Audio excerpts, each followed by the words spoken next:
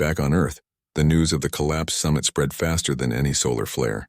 Within minutes, every public screen, from the neon-lit plazas of New Tokyo to the dusty communes of the Martian outback, displayed the same headline. Peace talks fail. Humanity isolated. Panic rippled through the colonies. Families checked emergency supplies. Traders sold off alien currency bonds. Children asked their parents if the stars would go dark. But in Geneva, inside the polished dome of the United Earth Coalition headquarters, there was no panic. Only quiet urgency. President Daniel Ruiz stood at the head of the war room table, his hands resting on a smooth obsidian surface that showed real-time fleet positions across the Sol system. He was a man in his early 50s with close-cropped gray hair and a voice that never wavered, even when delivering the worst news. He had been a pilot once, flying reconnaissance drones through asteroid storms near Jupiter. Now he carried the weight of 10 billion lives in his silence. Around him sat Earth's top advisors, military, scientific, diplomatic, but no one spoke first. They waited, because they all knew what came next was not about anger or revenge. It was about survival. Finally, Ruiz looked up. We sought peace, he said. We offered compromise. Now we prepare. Those words were broadcast to every human settlement within 3 hours, not as a declaration of war, not as a threat, just a simple, calm statement. And that calmness was more unsettling than any battle cry. Across the Sol system, dormant shipyards stirred to life. On the far side of Saturn's rings, the orbital docks of Kronos Station, idle for over a decade, lit up like a string of fireflies. Robotic arms unfolded from storage bays, welding torches flaring as they began assembling hull frames from stored titanium and carbon lattices. Engineers in pressure suits moved with practiced speed, their faces hidden behind visors, their voices crackling over comms with short, precise commands. No music played, no jokes were made, just work. On Mars, deep beneath the red dust, automated factories shifted production overnight. Civilian-grade polymers were replaced with military-grade ablative armor. Water reclamation units were rerouted to support life support systems for long-duration missions. In the Tharsis command bunker, Lieutenant Chris Dawson reviewed deployment schedules with a stylus in one hand and a protein bar in the other. He was 28 with sun-bleached hair and a habit of chewing his lower lip when thinking. His team had spent the last 6 months running simulations for exactly this scenario. Now those simulations were becoming real. Meanwhile, on the moon, Commander Maya Patel stood in the central control hub of Luna Defense Grid Alpha. Around her, young officers monitored sensor feeds from every direction. Jovian space, the Kuiper Belt, the inner asteroid lanes. The grid had not been fully powered since the Titan War 30 years ago. Now its fusion cores hummed at 80% capacity, ready to activate planetary shields or launch kinetic interceptors at a moment's notice. Maya didn't wear her rank pins today. She said it made her feel too much like a target. What are they expecting us to do? Asked Ensign Leo Grant, a fresh graduate from the academy, his voice tight with nerves. Maya didn't look at him. They think we'll scream. They think we'll charge in with guns blazing and get ourselves wiped out. She finally turned, her dark eyes steady. So we won't. That was the pattern unfolding everywhere. No grand speeches. No fiery rallies. Just quiet, relentless preparation. Ships were being retrofitted not with bigger weapons, but with better stealth systems and faster jump drives. AI cores were being updated with new evasion protocols. Even Earth's civilian satellites were being reprogrammed to double as early warning sensors. In orbit above Earth, the massive construction frame of the Ares ring, once meant to be a symbol of unity, was now being reinforced with layered shielding and internal bulkheads. Workers moved along its skeleton like ants on a leaf, welding, bolting, testing. No one called it a fortress, but everyone knew that's what it was becoming. Back in Geneva, Ruiz met privately with Dr. Elena Ruiz, no relation, but the head of Earth's Advanced Concepts Division. She was in her 60s with silver-streaked hair and a mind that saw patterns in chaos. They're watching us, she said, tapping a holodisplay showing alien surveillance drones hovering near the edge of Sol space. The Synthari, the Krell, even the Zenthar, they want to see if we break, and will we? Ruiz asked. Elena smiled faintly. Humans don't break, we adapt. And sometimes we surprise. She handed him a data chip. Project Lullaby is ready for Phase 3 testing. Ruiz studied the chip for a long moment. No weapons, No explosions. Just silence. Exactly, she said. We don't have to win a fight. We just have to make it impossible for them to start one. That philosophy guided everything. When a fringe news outlet demanded to know if Earth was building a superweapon, the coalition issued a bland statement about infrastructure upgrades. When alien envoys sent coded messages asking for clarification, Earth replied with weather reports and agricultural yields. The message was clear: we are not hiding. But we are not explaining either. On Ceres, mining crews began hollowing out new tunnels, not for ore but for secure data vaults. In the Pacific Ocean, submerged launch platforms powered up after decades of dormancy. In schools across Earth, children were quietly taught emergency protocols, not with fear, but with the same calm tone used to explain fire drills. Even the arts changed. Musicians stopped releasing angry anthems. Instead, choirs sang old folk songs in dozens of languages. Painters created murals of star maps and open hands. It was as if humanity, faced with the threat of war, chose to remind itself, and the galaxy, of what it was fighting to protect. Liam Carter and Nora Ellis returned from Helios Prime aboard a silent shuttle. No fanfare greeted them at the docking bay. Just 2 security officers and a transport waiting to take them to Geneva. As they stepped onto Earth soil for the first time in months, Nora looked up at the sky. They think we're primitive, she said. Emotional, unpredictable. Liam nodded. Let them think that, because unpredictability, when paired with discipline, was the most dangerous weapon of all, and Earth was not just preparing to defend itself, it was preparing to redefine what defense even meant. No one shouted. No ships fired. No borders were crossed. But across the Sol system, in every shipyard, lab, and command center, humanity moved as one, quiet, focused, and utterly determined. The galaxy expected rage. Instead, they got resolve, and that was far more terrifying. The Verkal struck first. It happened on a quiet shift at the Proxima Centauri B mining outpost, a human settlement carved into the red rock of a tidally locked world. The sun-facing side baked under eternal daylight, while the dark side held ice and silence. Most of the 12,000 residents were asleep. In the twilight zone, the narrow band where temperature and light allowed life to thrive. Then the sky split open. 3 Verkal destroyers dropped out of warp without warning, their obsidian hulls glinting like beetle shells in the dim starlight. They fired no warnings. They broadcast no demands. They simply unleashed a barrage of plasma lances that melted through the outpost's thin atmospheric dome like paper over flame. Oxygen hissed into space. Alarms screamed for 3 seconds before the power grid failed. By dawn, such as it was on Proxima B, there was nothing left but twisted metal, frozen bodies, and silence. News of the attack spread through human space in minutes. Grief followed, then rage. Social feeds overflowed with calls for vengeance. Veterans posted old combat footage. Artists painted the Verkal as monsters.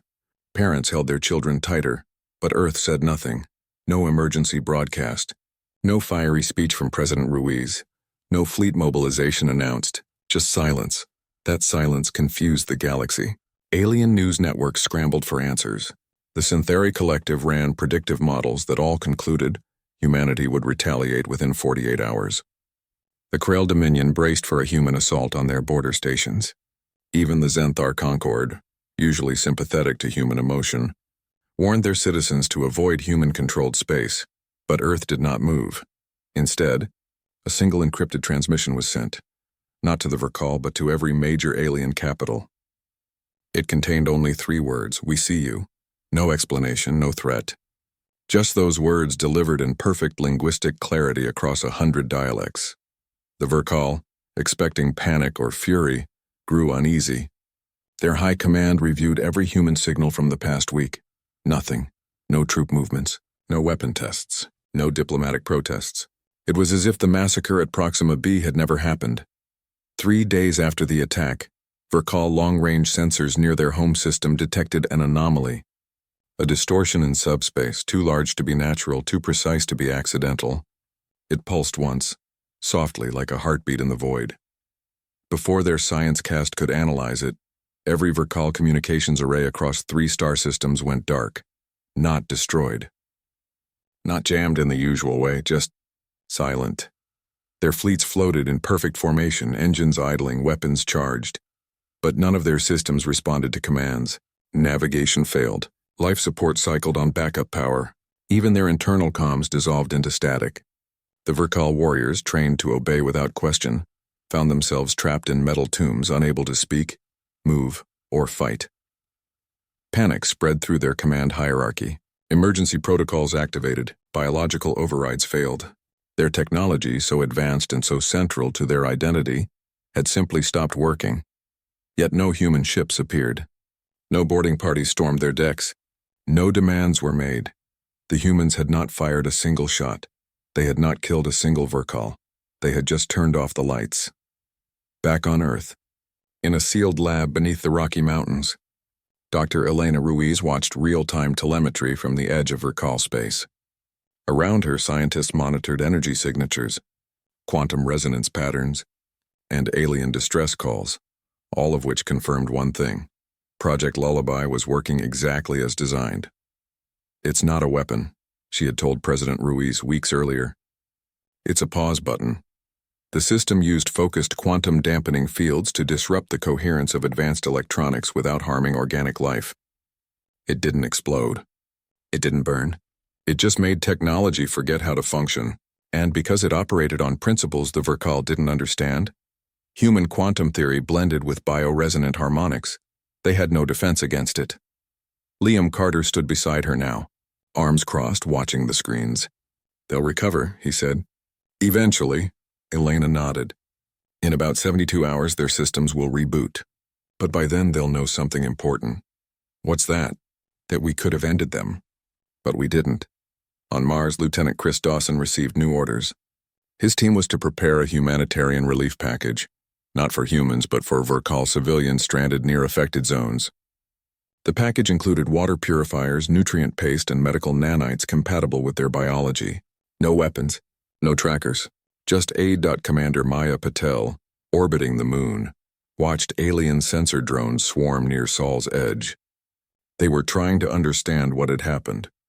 She gave the order to lower Earth's defense grid by 10%, not as a sign of weakness, but as an invitation. "Come closer. Look. See what we chose not to do." Nora Ellis, now stationed at Ares Ring, reviewed intercepted Verkal internal comms. Their leaders were arguing. Some called for total war. Others whispered that humanity had shown restraint no other species would have offered.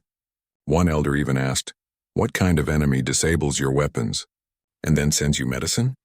The galaxy held its breath, because for the first time they realized humans were not like them. Other species fought to dominate. Humans fought to make fighting unnecessary, and that was far more terrifying than any fleet. On Proxima B, rescue teams finally reached the ruins. They recovered bodies. They logged names. They built a memorial from the melted dome struts. But they did not swear revenge. They simply said, "We remember." Back in Geneva, President Ruiz finally addressed the public. Not with anger, not with pride, just quiet resolve. "The Verkal took lives," he said, "but they did not take our humanity. We will not become what they fear. We will show them what peace truly looks like, even when it costs us everything." The message was short. It played once. Then the channels returned to normal programming. Weather reports, school lessons, music from 100 cultures. Life went on, but the galaxy would never see humanity the same way again. Because humans had proven something no alien theory could explain. The most powerful response to violence is not more violence. It is control, and silence, and the courage to walk away from the edge. The Verkal drifted in the dark, helpless but alive, wondering why their enemy had shown mercy. And in that wondering, the first seed of real peace began to grow. The silence lasted 72 hours. For the Verkal, it felt like a lifetime. Trapped in their ships, unable to speak to their commanders, unable to fire a weapon or even open an airlock, they drifted in the cold dark, listening to their own breathing and the slow hum of emergency life support. Their warriors, trained from birth to obey without question, now faced a new enemy. Uncertainty. What had happened? Who had done this? And why had they not been destroyed? When their systems finally rebooted, the first thing they did was scan for human warships. They found none. No fleets, no drones, no mines. Just empty space and the faint echo of a signal that had already faded. Confusion turned to fear. The Syntheri Collective was the first to investigate. Their crystalline probes, immune to most electromagnetic interference, moved cautiously into the affected zones. What they found stunned even their emotionless minds. Verkal ships floated intact, hulls unbroken, weapons untouched. Yet every piece of advanced circuitry, navigation, comms, targeting, was inert, as if someone had reached into the very fabric of their technology and gently unplugged it. No radiation. No debris. No signs of battle. Just silence. Dr. Kale Synth, the lead analyst for the collective, transmitted his findings to every major power. Humanity did not attack, he reported. They deployed a non-lethal quantum dampening field. It disables electronics without harming life. We have no record of such technology in any known species. The revelation spread like a shockwave. The Krell Dominion, who valued strength above all, began to question their alliance with the Verkal. If humans could paralyze an entire fleet without firing a shot, what chance did any of them have in open war? The Zenthar conquered, long admirers of human art and music, now saw something deeper, a restraint that bordered on wisdom. Even the Syntheri, who prided themselves on logic, admitted privately that humanity had achieved something they considered impossible: winning without violence. On Earth, there was no celebration. No victory parades, just quiet work continuing as before. In the underground labs beneath Denver, Dr. Elena Ruiz reviewed the final telemetry from Project Lullaby. The field had worked perfectly. It had covered a radius of 0.8 light-years, disabling every piece of non-biological technology in its path. But it had also proven something more important. Humans could choose not to use their power. Liam Carter stood beside her, watching the data scroll across the screen. "They'll want to talk now," he said. Elena nodded. "Not because they respect us, because they're afraid of what we might do next." That fear was already changing the balance of power. Alien traders who had cut ties with human ports now sent cautious messages asking if commerce could resume. Neutral stations began broadcasting human music again, as if testing the waters. Even the Verkal, humiliated and wary, sent a low-priority signal, not a demand but a question. "How do we speak again?" Liam drafted the reply himself, short, clear, no blame. "We disabled your ability to wage war. Now let's talk peace on equal terms." The message was sent unencrypted so the whole galaxy could read it. Within hours, the Syntheri requested a meeting. Not at Helios Prime this time, but at Earth's orbital station, Ares Ring. They wanted to see for themselves what kind of species could build a weapon that refused to kill. Nora Ellis prepared for their arrival. She reviewed cultural protocols, adjusted translation algorithms, and made sure the observation lounge had seating that accommodated both crystalline forms and avian frames. But more than that, she thought about what words to use, not to defend humanity, but to explain it. "We don't see peace as the absence of war," she told Liam. "We see it as the presence of choice." When the Synthari envoy arrived, a shimmering, multifaceted being named Vexus 7, they did not speak immediately. Instead, they observed. They watched human workers move through the station with purpose but no panic. They saw children learning in open classrooms with windows facing the stars. They noted that security was present but not oppressive. Finally, Vexus 7 turned to Nora. "Your species disabled an enemy fleet and sent them medicine." "Why?" Nora didn't hesitate. "Because war solves nothing. It only creates more war. We wanted them to understand that we are not their enemy. We are their alternative." The words were simple, but they carried weight. Back on Earth, President Ruiz met with his council. The Verkal had not yet agreed to return to talks, but their silence was no longer hostile. It was thoughtful. The Krell had withdrawn their border patrols near human space. The Zenthar had offered to mediate. "What do we ask for?" asked a young advisor. Ruiz looked out the window at the city below, lights glowing, people walking, life continuing. "We don't ask," he said. "We offer." And so Earth began drafting new terms, not demands, not ultimatums, offers, shared mining rights in neutral zones, joint research on clean energy, cultural exchange programs that included alien students in human schools and human artists in alien galleries. Most importantly, a new council where every species, no matter how small or strange, had a voice. The galaxy had expected humans to roar. Instead, they extended a hand, and for the first time others were willing to take it. On Ares Ring, Vexus 7 transmitted the human proposal to their homeworld. As the data streamed away at light speed, they turned to Nora once more. "Your kind terrifies us," they said. "Not because you can destroy, but because you choose not to." Nora smiled softly. "That's the point. Because true strength was not in the power to break, it was in the will to build, and humanity, battered but unbowed, was ready to build something new. Not an empire, not a weapon, but a peace worth keeping." The new summit began not with fanfare, but with quiet footsteps on the polished deck of Ares Ring. This time the station was not a neutral ground, it was human space, and every delegate knew it. The Verkal arrived last, their chitinous forms moving with uncharacteristic caution. Their lead envoy, Cathar Vex, wore no armor, only a simple gray robe. He did not speak as he entered the central chamber. He simply bowed his head slightly, a gesture no human had ever seen from his kind before. Around the circular table sat representatives from every major power. The Syntheries shimmered in soft light, their crystalline bodies reflecting the stars outside.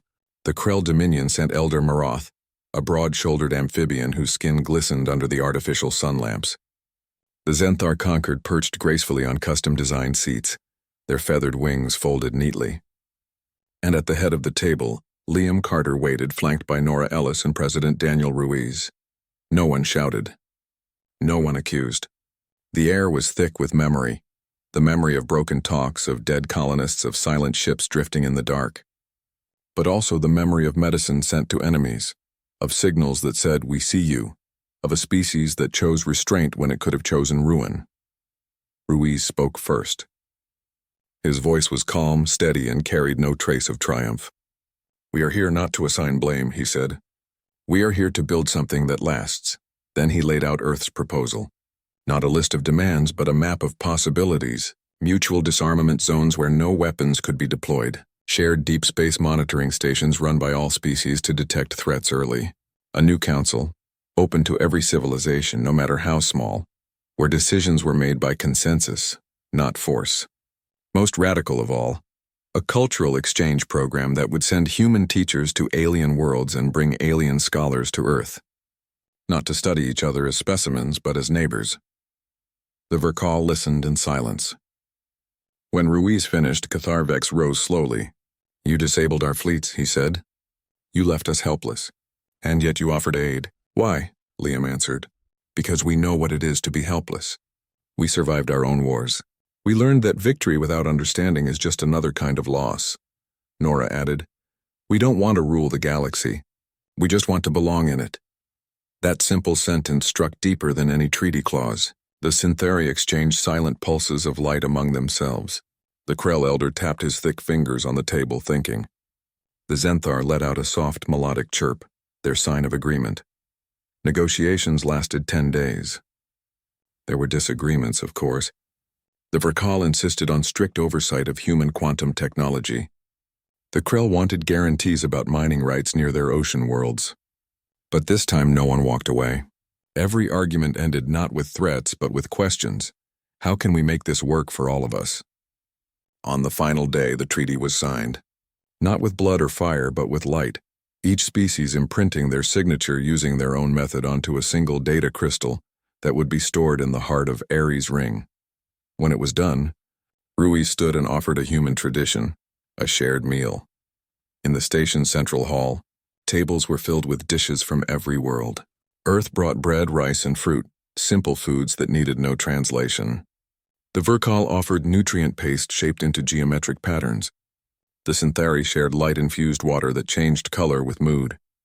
The Krell served brine-soaked seaweed, and the Zenthar brought roasted sky grubs that tasted like almonds. No one ate much, but everyone sat together. As the meal ended, Cathar Vex turned to Liam. "Your species terrifies us," he admitted. "Not because you are strong, but because you are kind even when you do not have to be." Liam nodded. That's the hardest part of being human. Choosing kindness when rage is easier. Outside the station, the stars burned as they always had. But something had changed. The galaxy was no longer a collection of empires watching each other with suspicion. It was becoming something new, a community, fragile but real. Back on Earth, people watched the signing broadcast in homes, schools, and public squares. There were no cheers, no fireworks, just quiet relief. Children asked if the stars were safe now. Parents said, safer than before. In Geneva, Dr. Elena Ruiz shut down the last active node of Project Lullaby. The system would remain in storage, a reminder not of what humans could destroy, but of what they chose to protect. On Mars, Lieutenant Chris Dawson received new orders: help build the first joint human-Krell research outpost near the Valles Marineris. Commander Maya Patel was assigned to train alien pilots in non-combat navigation, a first in galactic history. And on Ares Ring, Nora Ellis stood alone for a moment after the delegates had left. She looked out at the endless dark and thought about all the voices that had once called humanity chaotic, emotional, too loud. Now those same voices spoke of human wisdom, human patience, human hope. They had learned the hardest lesson of all. Humans didn't roar when provoked. They calculated, they innovated, and when they finally acted, the galaxy held its breath. Not in fear of destruction, but in awe of restraint. Peace, fragile but real, settled over the stars. Not because humanity had won a war, but because they had shown the universe that their greatest weapon was not fire, but silence, not force, but choice. And in that choice, a new future began, one where humans were no longer the outsiders, but the guardians of something better.